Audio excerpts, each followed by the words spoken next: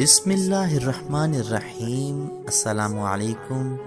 سیدنا علی کرم اللہ وجہ نے فرمایا، نبی کریم صلی اللہ علیہ وآلہ وسلم کا رنگ سفید سرخی مائل تھا، اور آپ صلی اللہ علیہ وآلہ وسلم کی آنکھیں نہایت سیاہ اور پلکیں دراز تھیں۔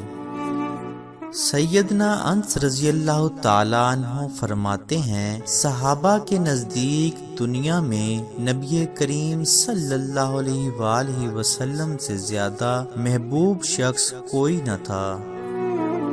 سیدنا علی المرتضیٰ کرم اللہ وجہ فرماتے ہیں، نبی کریم صلی اللہ علیہ وآلہ وسلم خوش مزاج اور نرم طبیعت کے مالک تھے۔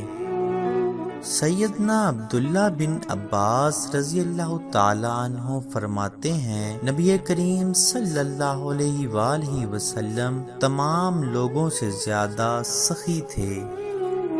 سیدنا ابو قتادہ رضی اللہ تعالیٰ عنہ فرماتے ہیں، نبی کریم صلی اللہ علیہ وآلہ وسلم سے پیر کے روزہ کے متعلق سوال کیا گیا تو آپ صلی اللہ علیہ وآلہ وسلم نے ارشاد فرمایا، اسی دن میں پیدا ہوا اور اسی دن مجھ پر قرآن نازل ہوا۔